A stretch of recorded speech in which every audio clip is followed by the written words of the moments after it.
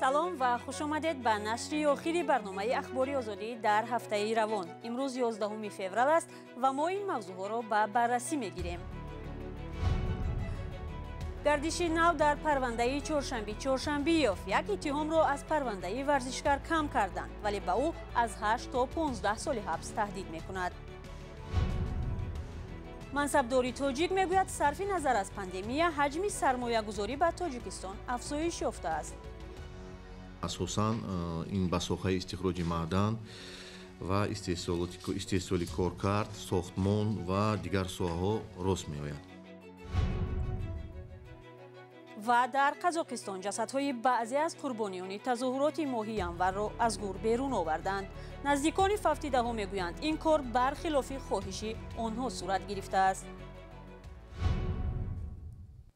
таҳқиқи парвандаи чоршанбеев варзишгари тоҷик ба анҷом расидааст. манобеи огоҳ аз қазия ба радиои озодӣ гуфтанд муфаттишон иттиҳоми барангехтани кинаву адовати милливу мазҳабиро аз парвандаи чоршанбеев гирифтаанд. акнун ин варзишгар танҳо ба даъват ба сарнагунии ҳокимият аз тариқи интернет муттаҳам мешавад. ҳарчанд худи чоршанбе ва наздиконаш ин иттиҳомро низ қабул надоранд. бар асоси ин айбнома ба варзишгар аз 8 то 15 соли зиндон пешбинӣ мешавад. мулло Раҷаб Юсуфӣ дар ин бора тафсилоти бештар дорад. یکی از پروندان چهارشنبه با شرط ذکر نشدن نامش به رادیوی آزادی گفت پرونده این ورزشکار برای بررسی به دادگاه ناحیه اسماعیل سامانی شهر دوشنبه فرستاده شده است. در این دادگاه دریافت نمودن پرونده را تصدیق کردند، ولی گفتند هنوز روز اول مرافعه معین نشده است.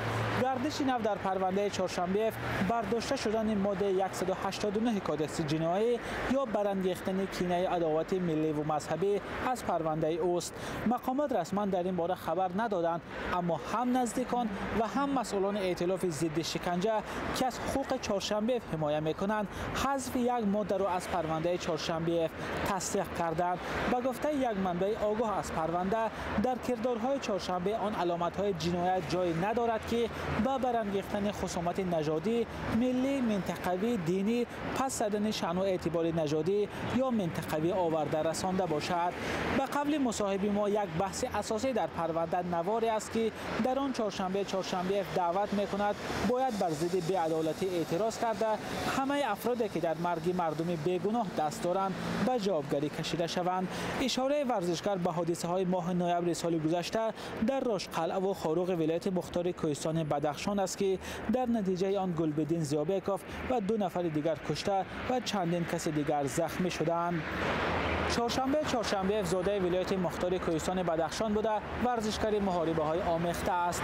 وی سالهای اخیر در روسیه میزیست و روز 31 دکمبر سال گذشته با قرار دادگاه از این کشور اخراج شد و به تاجیکستان فرستاده شد، اما به محض رسیدن به فرودگاه شهر دوشنبه مقامات او را دستگیر کردند. ҳамкорони мо ин мавзӯъро пайгирӣ доранд ва тафсилоти бештарро аз сарнавишти чоршанбеев шумо метавонед дар сомонаи озодӣ мутолиа кунед.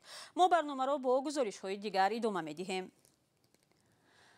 дар ҳоле ки раҳбарияти кумитаи сармоягузорӣ ва идораи амволи давлатии Тоҷикистон аз беҳтар шудани фазои сармоягузорӣ ва афзоиши вуруди сармояи хориҷӣ ба кишвар хабар медиҳанд, оморҳо нишон медиҳад ки дар соли 2021 ҳазорҳо соҳибкор фаъолияти худро қатъ карданд.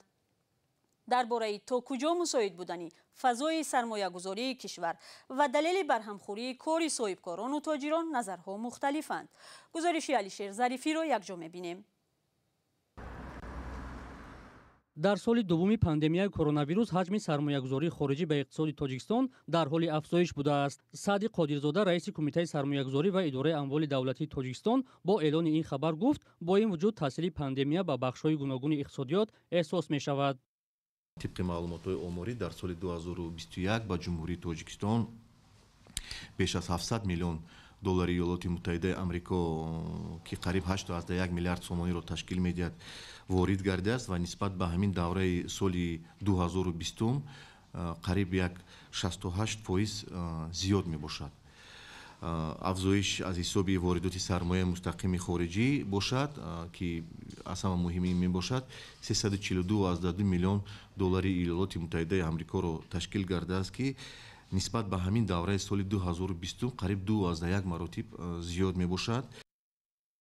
чин бо ворид намудани $210 миллион сармояи мустақим ба иқтисоди Тоҷикистон ҳамоно дар ҷои аввал қарор дорад. Эрон, Туркия, Швейтсария, Фаронса, Кипр ва Бритониёи Кабир аз сармоягузорони аслии мустақими хориҷӣ ба Тоҷикистон ба шумор мераванд. агар аз рӯи тақсимоти соҳавӣ гӯем, асосан ин ба соҳаи истихроҷи маъдан ва истеҳсоли коркард, сохтмон ва дигар соҳаҳо рост меояд. ба қавли раиси кумитаи сармоягузорӣ, дар соли 2021 барои дастгирии соҳибкорон аз сӯи ташкилотҳои қарзии молиявӣ 8.8 миллиард сомонӣ қарз пешниҳод шудааст, ки нисбат ба як соли пеш 26% бештар будааст. ин дар ҳолест, ки дар соли 2021 нисбат ба як соли пеш 3500 субъекти соҳибкорӣ бештар сабти ном шуда, 20000 субъекти соҳибкорӣ кори худро қатъ кардааст. кумитаи сармоягузорӣ далели аслии қатъ шудани кори соҳибкоронро марбут ба рақобатнопазирӣ, низоми ноустувори молӣ ва таъсири омилҳои берунӣ ном бурданд. аммо коршиносон сабаби барҳамхӯрии кори соҳибкоронро ба дигар омилҳо рабт медиҳанд. як сабаби рақами як ин мавҷуд набудани ягон намуд дастгирӣ барои соҳибкорон. шарт нест ки ба онҳо ягон субсидия, ягон маблағ гузориш карда шад. агар ки ягон сабукии фискалӣ, яъне ки сабук кардани фишори андозӣ мебуд, соҳибкорон шумораи ками онҳо фаъолияти худро қатъ мекарданд. аз сабаби он ки баръакс фишори андоз баланд буд, фишори фискалӣ баланд буд, ин яке аз омилҳоаш. дигар омилаш ин ноустувор будани асъори дохилӣ, асъори сомонӣ.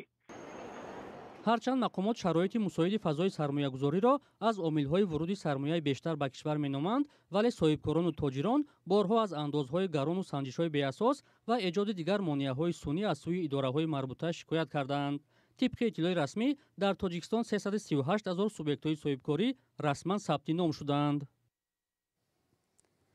дар қазоқистон мақомоти полис ҷасадҳои баъзе аз қурбонионеро аз гур берун оварданд, ки дар ҷараёни тазоҳуроти зидди ҳукумати моҳи январи имсол кушта шуданд.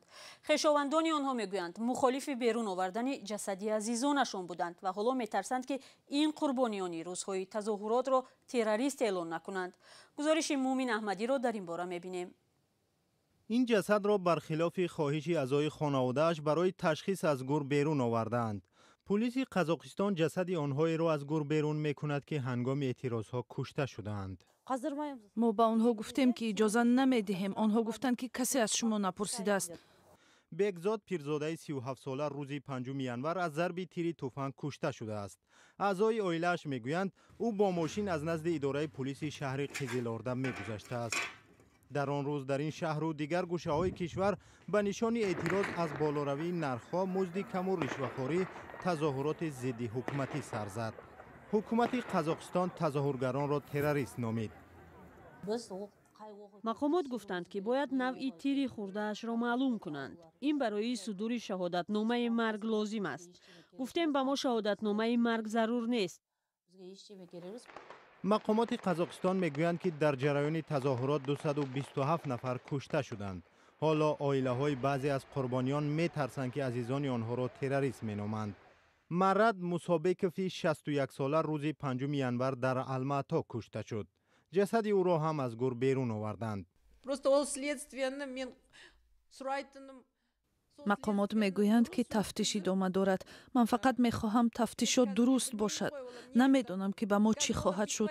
شاید گویند که بیرون رفت و او را تروریست پنداشته کشتند. آنها چی حق دارند که مردم را تیر میزنند؟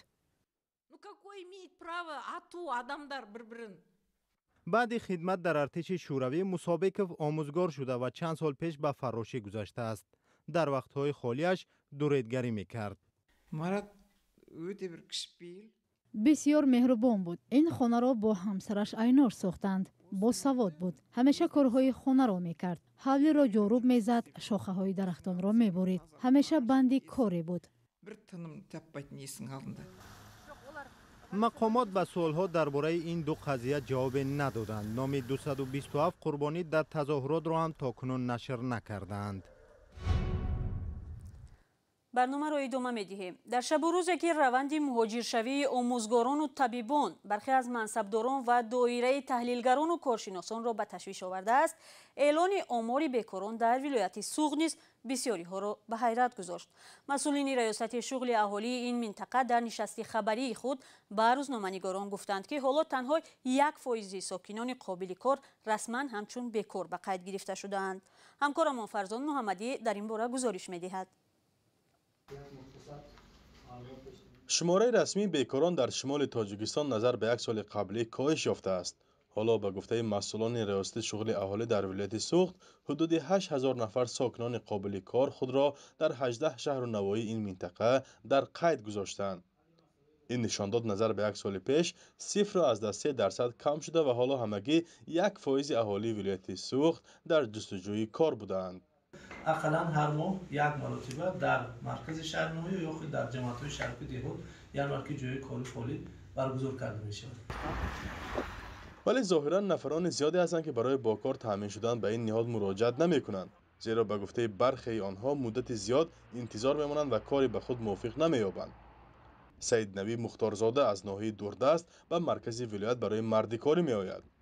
به گفته او در ناحیه‌اش با اختصاص برخشی جای کار دریافت کرده نتوانست. جای خودم پیشنهاد کردم، مراجعت کردم و اینکه فاضلش اونجا است با جاش خبرم میکنم و خبر دادم. کدام شب مراجعت کرده؟ این آمدنو راستینکوش کم ارزون وای نیمش عبید بگیرید نیمش راکرو بگیرید اگر وای ما همین 1000 باشد 500 شما اولی آخر میمونند. این در حالی است که سالانه صدها هزار نفر به مهاجرت مهنتی می روند. بنا به اطلاع ریاست خدمات مهاجرت ولایت سوغد در سال 2021 بیش از 181,000 ساکن ولایت به مهاجرت کاری به روسیه و کشورهای دیگر رفتند. به گفته دلاور مرادوف، یک مسئول این نهاد، ماه دکبر سال 2021 پرسش سراسری حولی به حولی معلوم کرده است که حدود 220,000 ساکن منطقه شمالی تاجیکستان در مهاجرت کاری و عمدتاً در روسیه هستند. در بین این مهاجران نفران هم کم نیستند که در وطن جای کاری دائمی داشتند. عموما در سال 2020 از نیمه سال 2020 و سال 2021 2488 نفر متخصصان از حساب ساکنان ولایت سوغد به خارج رفتند که 1894 نفری آنها ساحه معارف، 518 نفر ساحه تندرستی که از اینها 275 نفری آنها همشیرهای طب، 70 نفر خدمتی دولتی که از اینها 2470 نفری آنها در فدراسیون روسیه، 11 نفر در دیگر دولت‌های دیگه، 7 نفر در دولت‌های خارجی دور تو امروز کار و فعالیت است. در شبکه‌های اجتماعی هم به واقع بودن شمار کمی کارجویان شبهه کردند و برخی دیگر آن را به مراجعت نکردن خودی کارجویان ربط می‌دهند. یعنی اساسی مسئله این ناچیز بودن حجم همون کمک پولی است. دوم این یعنی همون چیز برای گرفتن تشخیص خیلی زیاد است از سبب یعنی موفق گشتن به همین کمک پولی، اداره به اداره گشتن، این چیز مردم نمیپرستند. و سومش اون است که همین کمک پولی به کدام مهلت داده می شود، چقدر داده می شود، این هم مسئله دیگر است. در تاجیکستان به 3 نوع مراجعت کنندگان کمک مالی رسانیده می شود: نفرانی که از جای کاری خود اختصار شدند یا اشخاصی که از خدمت حربی و مؤسسه های اجرای جزا آزاد می شوند. کمک مالی رسانیده می شود. مبلغ کمک از روی معاش حداقل معین می گردد. در همین حال نبودن جای کاری مناسب و وضع نچندان خوب اجتماعی را بعضی از کارشناسان از دلایل اساسی رو آوردن ساکنان به مهاجرت ربط می‌دهند. فرزان محمدی، رادیو آزادی، شهر خوجند.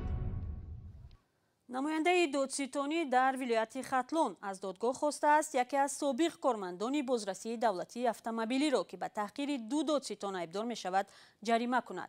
پرونده سمریدین براتلی و محمد عثمان حفیظ‌زاده ناظران بازرسی دولتی اتومبیلی ولایت ختلون در دادگاه بررسی می شوند. بینندگان عزیز، تشکر از شما که تا این لحظه ها ما را همراهی کردید. برنامه اخباری آزادی را اینجا به پایان میبریم. گزارش های ویدیویی ما را از کانال آزادی ویدیوی یوتیوب تماشا کنید. خود را احتیاط کنید و خدا نگهدار شما.